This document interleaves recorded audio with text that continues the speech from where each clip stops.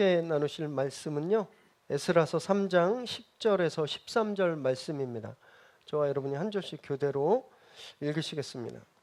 건축자가 여호와의 성전의 기초를 놓을 때 제사장들은 예복을 입고 나팔을 들고 아삽 자손 레위 사람들은 제금을 들고 서서 이스라엘 왕 다윗의 규례대로 여호와를 찬송하되 찬양으로 화답하여 여호와께 감사하여 이르되 주는 지극히 선하심으로 그의 인자하심이 이스라엘에게 영원하시도다 하니 모든 백성이 여호와의 성전 기초가 놓임을 보고 여호와를 찬송하며 큰 소리로 즐거이 부르며 제사장들과 레위 사람들과 나이 많은 족장들은 첫 성전을 보았으므로 이제 이 성전의 기초가 놓임을 보고 대성통곡하였으나 여러 사람은 기쁨으로 크게 함성을 지르니 백성이 크게 외치는 소리가 멀리 들리므로 즐거이 부르는 소리와 통곡하는 소리를 백성들이 분간하지 못하였더라. 아멘. 오늘 저와 여러분에게 주신 하나님의 말씀입니다. 저희들 아까 우리 뉴젠 설교에서 잠깐 보셨듯이 무너진 예루살렘 그 폐허 위에서 예배로 회복했던 그런 사람들의 이야기를 오늘 함께 나누려고 합니다. 제가 아이들에게 굉장히 아이들 수준에 맞게 장난스럽게 물어봤지만 우리 어른들은 더 심각한 경험들을 하죠. 예고 없이 무너짐들이 찾아옵니다. 정말 몇 년간 공들여서 해왔던 계획들이 단 한순간에 어그러지기도 하고요. 나 배신 안 할 거야, 영원히 내 편일 거야, 이렇게 단단하게 믿었던 관계가 한순간에 어긋나 버리기도 하죠. 혹은 영원히 건강할 줄 알았는데 내 잔고는 영원히 마르지 않을 것 같았지만 한순간에 비어버리고 한순간에 무너져 버릴 때가 있습니다. 그 폐허를 경험할 때 우리 어떻게 다시 일어날 수 있을까요? 오늘 에스라 말씀이 그 비결을, 그 비밀을 우리에게 주시는데, 말씀을 나누실 때 하나님께서 주시는 위로와 소망을 붙드는 그런 시간 되시기 바랍니다. 먼저 오늘 말씀을 저희가 함께 좀 나누기 전에 오해를 좀 피하기 위해서 잠시 우리가 그 당시 상황으로 좀 가보면 어떨까 싶어요. 우리가 지금 뉴젠부터 어른들까지 지금 사용하고 있는 텍스트가 가스펠 프로젝트라는 책입니다.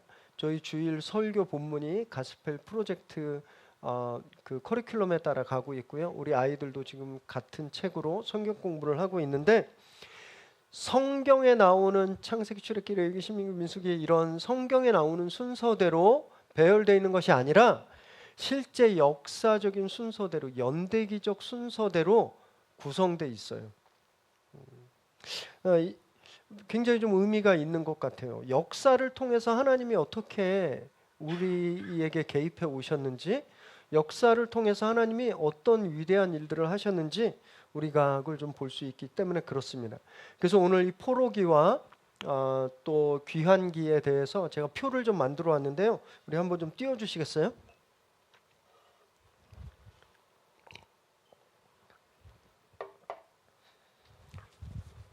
맨 위에 다니엘이 지금 보이실 거예요, 그죠? 우리 다니엘 완소예배 첫 시간에 다니엘과 세 친구가 왕이 주는 고기와 포도주를 안 먹겠다고 그러고 뭐 먹었죠? 당근 이런 거 먹었잖아요. 그때 하고 지난주 다니엘과 사자 보이즈, 그때 하고 시차가 약 65년 정도 차이가 있습니다. 그러니까 채식을 했을 때는 다니엘이 청년 때였고요. 사자굴에 들어갔을 때는 다니엘이 노년 때였어요. 나라도 달랐습니다. 저기 위에 보면 주요 왕이 바벨론 왕 둘이 있죠. 그리고 바산대, 이게 페르시아 제국이거든요. 페르시아 왕, 이 두 제국을 다니엘이 지나왔던 거예요. 그리고 지난번 사자굴 사건은 다리오 왕이라고 되어 있는데 이 다리오 왕에 대해서는 견해가 많습니다. 왜냐하면 페르시아 제국의 첫 번째 왕이 고레스 왕이거든요. 고레스 황제. 근데 성경에는 다리오 왕에 대해서 이야기하고 있는 거예요. 그래서 역사학자들은 뭐라고 이야기하냐면 페르시아 제국 시대에 메소포타미아 지역을 다스리기 위해서 총독을 세웠는데 그 총독이 다리오고, 통칭 그 총독이 왕과 같은 권한을 가지고 있었기 때문에 다리오 왕이라고 쓴 것 아닐까 이렇게 추측하고 있습니다. 근데 어쨌든 중요한 것은 제국이 바뀌고 왕들이 바뀌어도 다니엘의 중심은 변하지 않았다라는 것을 우리가 발견할 수 있는 거죠. 그리고 나서 정말 기대하고 기다리고 기다리던 시간이 왔습니다. 우리 8.15처럼 이들이 노예에서 해방되게 돼요. 그것이 538년도에 1차 포로 귀환입니다. 고레스 왕제가 칙령을 내려요. 이스라엘 포로들은 다 고국으로 돌아가라.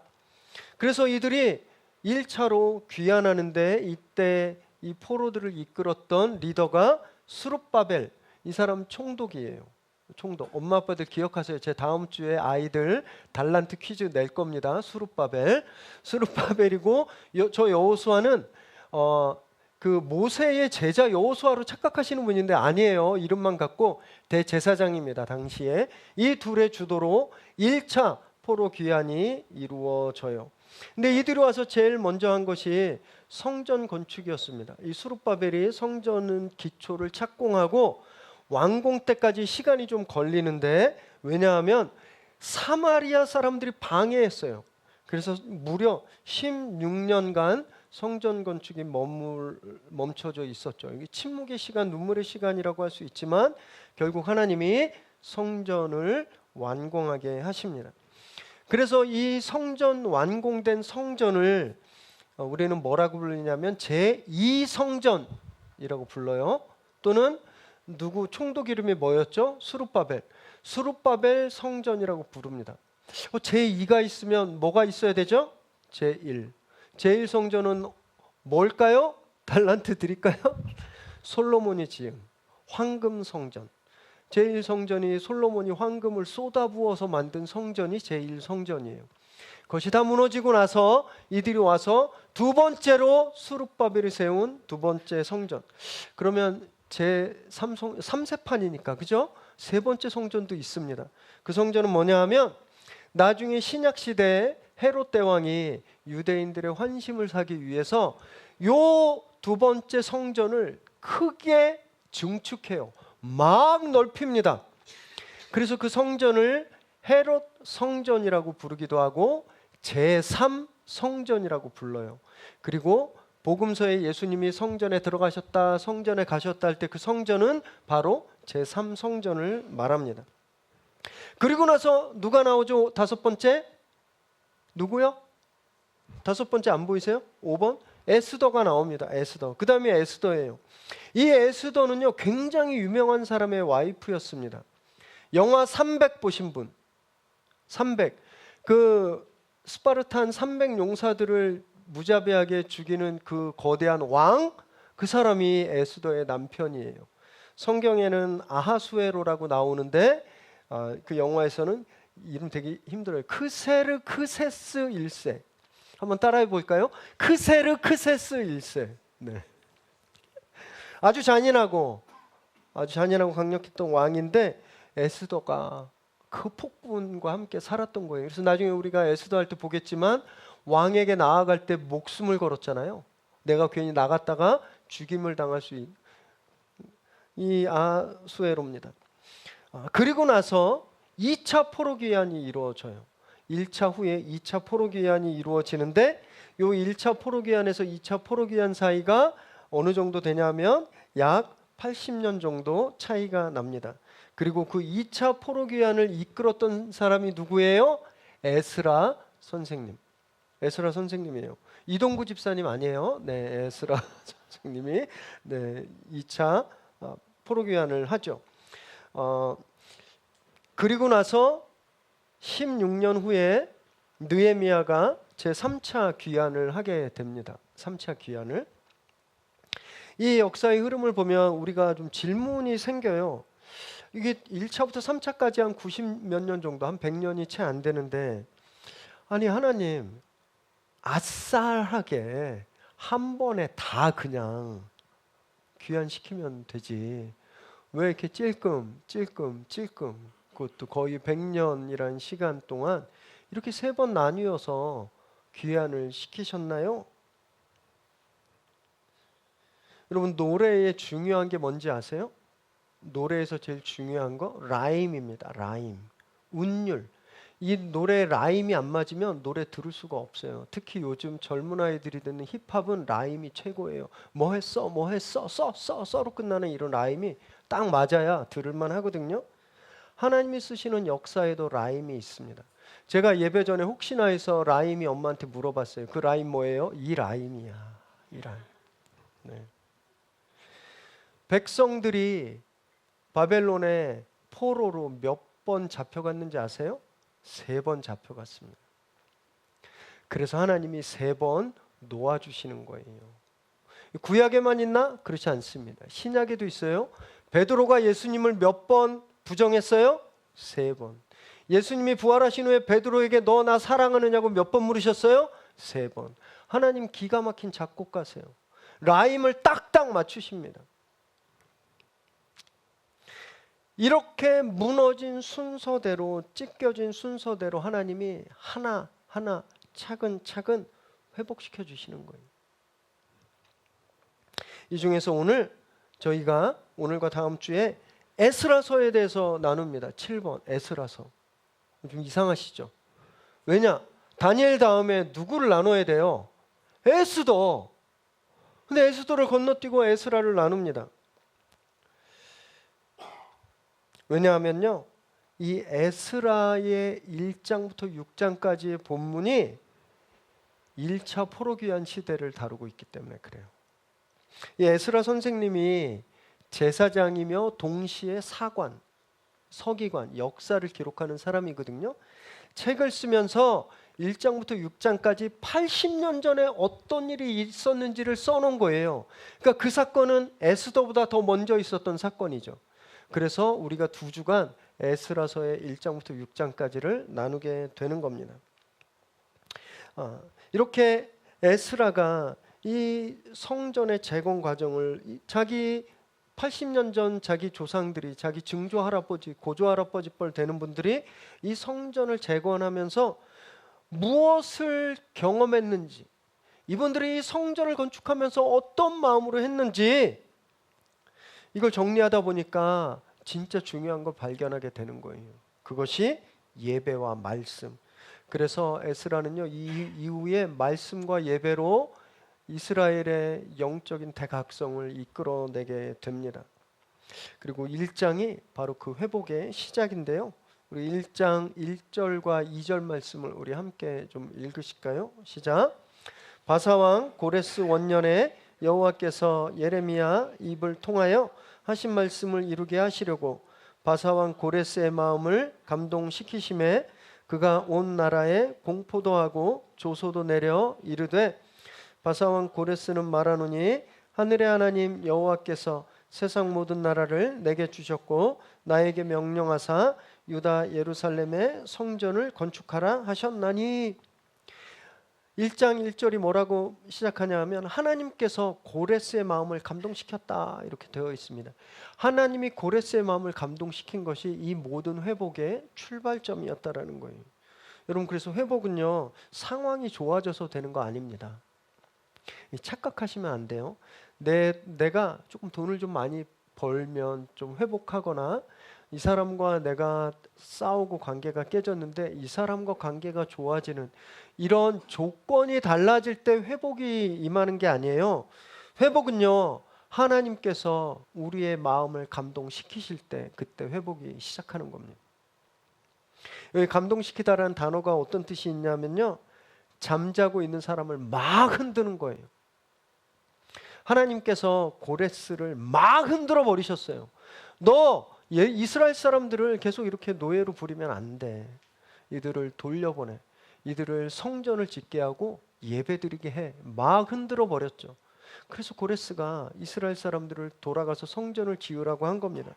또 왕뿐만이 아니라 백성들의 마음도 하나님이 뒤흔드셨습니다. 1장 5절 말씀 읽습니다. 시작. 이에 유다와 베냐민 족장들과 제사장들과 레위 사람들과 그 마음이 하나님께 감동을 받고 올라가서 예루살렘의 여호와의 성전을 건축하고자 하는 자가 다 일어나니. 이 이스라엘 사람들은 바벨론에서 70년 살았습니다. 제가 미국에서 정확히 14년 살다 왔거든요. 아직도 혀가 꼬여요. 아직도 제가 약간 미국 스타일이에요. 70년을 살았어요. 사고방식도, 인간관계도, 직업도, 집도 다 거기 있어요. 그런데 하나님이 그 중에 마음을 감동시킨 사람이 있었어요. 야, 너 여기서 이렇게 계속 노예로 살 거야? 너 계속 바벨론에서 살 거야? 이들 마음을 흔들었더니 유다와 베냐민 족장과 제사장들과 레위 사람들이 그 편안한 바벨론 생활을 접고 거기에 있는 모든 직장, 인간관계 다 놓고 아무것도 없는 땅, 무너져 있는 예루살렘에 예배하기 위해서 일어섭니다. 그래서 예배의 회복은요, 우리 삶의 회복은 하나님의 감동으로 시작되는 거예요. 저와 여러분도 마찬가지입니다. 오늘 우리가 이 자리에 나온 건요, 아, 내가 예배 가야 되겠다. 나 오늘 뭐 맡아서 가야 되겠다. 나 안 가면 목사님 울겠다. 뭐 오늘 가면 에스라 역할을 해야 되는데 이래서 오신 거 아닙니다. 하나님 우리에게 감동을 주셨어요. 나 오늘 예배하러 가야 되겠다. 그래서 우리가 이 자리에 있는 겁니다. 이 시간 얼마든지 편한 자리가 있어요. 이 시간 얼마든지 즐거운 자리가 있습니다. 그럼 하나님이 그 감동을 주셔서 우리가 그 자리를 포기하고 이곳에 나왔잖아요. 여러분 오늘 바로 이곳에서 우리 삶의 회복이 시작될 줄 믿으시기 바랍니다. 그렇게 하나님이 마음을 뒤흔들어서 성전을 건축하기로 하고 돌아온 그들이 가장 먼저 한 일, 3장에 한번 보실까요? 3장 3절 읽습니다. 시작. 무리가 모든 나라 백성을 두려워하여 제단을 그 터에 세우고 그 위에 아침 저녁으로 여호와께 번제를 드리며, 그들이요 돌아와서 제일 먼저 한 것이 성전의 기초를 놓기도 전에 먼저 제단을 쌓았어요. 먼저 예배를 한 겁니다. 당연하지, 하나님한테 예배 드리는 게 먼저지라고 생각하실 수 있잖아요. 그래서 우리가 여기로 가봐야 돼요. 이 사람들은 지금 두려움에 사로잡혔습니다. 성벽도 없어요. 군대도 없습니다. 무기도 없어요. 그 나라 백성들을 두려워했다 그랬어요. 언제든지 노략질하려고, 언제든지 강도질을 하려고 그곳에 살고 있었던 다른 나라 사람들이 위협하고 틈을 엿보고 있던 그때 얼마나 무서웠겠습니까? 상식적으로 생각하면 울타리부터 만들어야 됐죠. 못 오게, 침략 안 당하게. 그런데 그들이 제단부터 쌓았다라는 겁니다. 두려울 때, 죽을 것 같을 때 이들이 선택한 것은 안전한 울타리가 아니라 하나님을 예배하는 거였다라는 거예요. 여러분, 저와 여러분도 삶이 무너질 때가 많이 있죠. 경제적으로 위기가 닥치고요, 질병이 찾아오고 인간관계에 파탄나고, 여러분 그때 우리가 제일 먼저 복구해야 될 것은 통장의 잔고나 인맥 같은 울타리가 아니다라는 겁니다. 하나님 앞에 무릎 꿇는 제단, 예배의 자리예요. 예배가 회복되어야 상황이 바뀌는 겁니다. 이들의 예배가 그랬거든요. 이들이 얼마나 하나님께 전심으로 예배했는지 3장 11절에서 13절 오늘 본문인데, 이 배경들을 좀 생각하시고 그 상황들을 머릿속에 그리면서 우리 한번 읽어보실까요? 시작. 찬양으로 화답하며 여호와께 감사하여 이르되 주는 지극히 선하심으로 그의 인자하심이 이스라엘에게 영원하시도다 하니, 모든 백성이 여호와의 성전 기초가 놓임을 보고 여호와를 찬송하며 큰 소리로 즐거이 부르며, 제사장들과 레위 사람들과 나이 많은 족장들은 첫 성전을 보았으므로 이제 이 성전의 기초가 놓임을 보고 대성통곡하였으나 여러 사람은 기쁨으로 크게 함성을 지르니 백성이 크게 외치는 소리가 멀리 들리므로 즐거이 부르는 소리와 통곡하는 소리를 백성들이 분간하지 못하였더라. 울타리도 없는데 자기들을 보호해줄 보호막이 없는데요, 이들이 성전의 기초를 놓고 제사장들이 나팔을 불고 찬송할 때 백성들이 큰 소리로 예배했습니다. 그런데 여기 두 가지 소리가 있었어요. 하나는요, 기쁨의 함성입니다. 아마 젊은 세대들이 그랬을 거예요. 와, 바벨론에 있을 때 맨날 바벨론 신전만 봤는데 우리도 이제 하나님의 집이 있구나. 우리도 이제 여기서 하나님을 예배할 수 있구나. 할렐루야. 우리도 예배할 곳이 생겼다. 이렇게 기뻐하며 함성 질렀을 거예요. 또 다른 소리는요, 대성통곡하는 소리였습니다. 노인들, 옛날에 황금 성전이라고 불렸던 솔로몬의 성전을 기억했던 사람들이, 그 영광을 기억하고 있었던 노인들이 이 초라한 터를 보고 통곡하는 거예요. 이 두 소리가 섞여서 예배의 소리를 만들어냈고, 사람들이 뭐가 우는 소리인지 뭐가 기쁜 소리인지 구별할 수 없었다라고 되어 있습니다. 우리 예배에도요, 기쁨과 눈물이 공존하죠. 어떨 때는 우리가 너무 기쁨으로 하나님을 찬양하고 예배 드리지만 또 어떨 때는 울잖아요.